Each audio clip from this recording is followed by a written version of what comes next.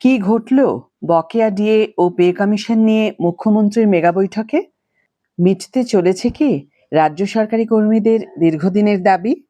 High everyone, welcome back to my channel অঞ্জনার ব্যঞ্জনা। বন্ধুরা, তোমাদের সকলকে আমার এই ছোট্ট ইউটিউব চ্যানেলে স্বাগত জানাই। দীর্ঘ অপেক্ষার অবসান হতে চলেছে রাজ্য সরকারি কর্মচারীদের। দীর্ঘদিন ধরে বকেয়া মহার্ঘ ভাতা বা ডিএ নিয়ে রাজ্য সরকারের সাথে কর্মী সংগঠনগুলির যে টানাপোড়েন চলছিল, অবশেষে তার একটি সুস্থ সমাধানের পথ খুলতে চলেছে। সম্প্রতি মাননীয় মুখ্যমন্ত্রীর সাথে ডিএ মামলায় যুক্ত বিভিন্ন কর্মী সংগঠনের এক অত্যন্ত গুরুত্বপূর্ণ ও ইতিবাচক বৈঠক সম্পন্ন হয়েছে। এই বৈঠকে শুধু বকেয়া ডিএ নয়, সুপ্রিম কোর্টের রায়, নতুন পে কমিশন গঠন এবং সরকারি কর্মীদের অন্যান্য গুরুত্বপূর্ণ সুযোগ সুবিধা নিয়েও বিস্তারিত আলোচনা হয়েছে। এই ভিডিওতে জানাবো এই মেগা বৈঠকের সবথেকে উল্লেখযোগ্য সিদ্ধান্তগুলি কি কি এবং আগামী দিনে সরকারি কর্মচারীদের জন্য কি কি সুখবর আসতে চলেছে। তাহলে মূল ভিডিওতে ফিরে যাওয়া যাক।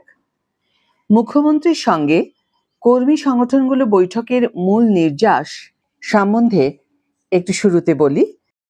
বকেয়া ডিএ অর্থাৎ সুপ্রিম কোর্টের রায় অক্ষরে অক্ষরে মেনে চলা হবে। বকেয়া টাকা কয়েকটি কিস্তিতে মেটানো হবে। 2. পিএফ লক ইন, প্রভিডেন্ট ফান্ডে জমা বকেয়া ডিএর 2 বছরের লক ইন পিরিয়ড কমানো হবে। 1 এপ্রিল 2027 থেকে টাকা তোলা যাবে। 3. নতুন পে কমিশন, জানুয়ারি মাস থেকে পে কমিশন কার্যকর করার জোরদার পরিকল্পনা নেওয়া হয়েছে।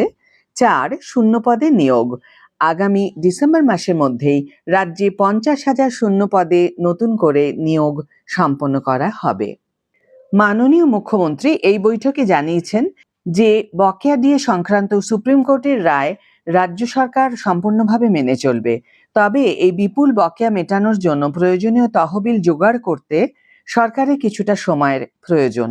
বর্তমানে 42% এআইসিপিআই নিয়ম অনুযায়ী যে ডিএর ফারাক রয়েছে তা কয়েকটি ধাপে বা কিস্তিতে মিটিয়ে দেওয়া হবে বলে আশ্বাস মিলেছে।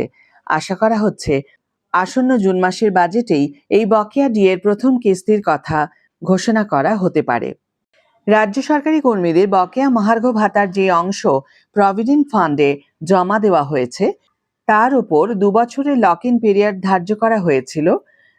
বৈঠকে এই মেয়াদ কমানোর ইতিবাচক আশ্বাস দেওয়া হয়েছে। আগামী অর্থবর্ষ অর্থাৎ 1 এপ্রিল 2027 থেকে কর্মীরা যাতে তাদের জমানো টাকা তুলতে পারেন তার জন্য প্রয়োজনীয় ব্যবস্থা গ্রহণের চেষ্টা করা হবে। এটি কর্মীদের জন্য একটি বড় স্বস্তির খবর।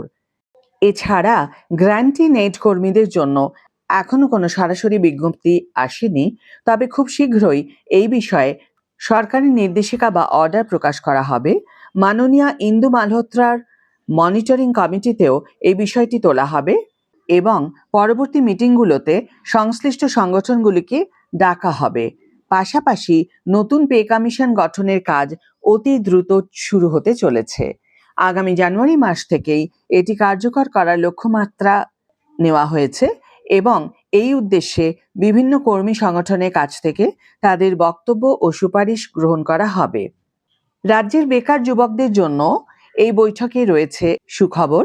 আগামী ডিসেম্বর মাসের মধ্যেই রাজ্যে 50,000 শূন্য পদে নতুন করে নিয়োগ সম্পন্ন করা হবে, এই প্রতিশ্রুতি দেওয়া হয়েছে।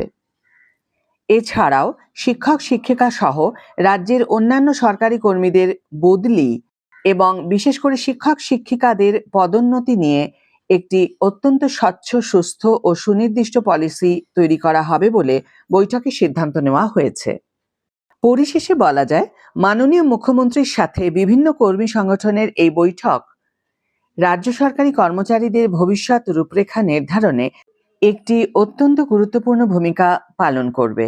দীর্ঘদিন ধরে চলা বঞ্চনার পর সরকারের এই ইতিবাচক মনোভাব স্বাভাবিকভাবেই কর্মীদের মধ্যে এক নতুন আশার সঞ্চার করেছে। তবে সরকারের এই প্রতিশ্রুতিগুলো ঠিক কতটা দ্রুত বাস্তবায়িত হয়, বিশেষ করে আসন্ন জুন মাসের বাজেটে ডিএ নিয়ে কি ঘোষণা হয়, সেদিকেই এখন সবার নজর থাকবে। আজকের ভিডিও এখানেই শেষ করছি বন্ধুরা। ভিডিওটি যদি কার্যকর বলে মনে হয় তাহলে লাইক, সাবস্ক্রাইব, শেয়ার করতে ভুলো না যেন। আজ তাহলে বিদায় বন্ধু, দেখা হবে পরের ভিডিওতে। ভালো থেকো, সুস্থ থেকো, সঙ্গে থেকো।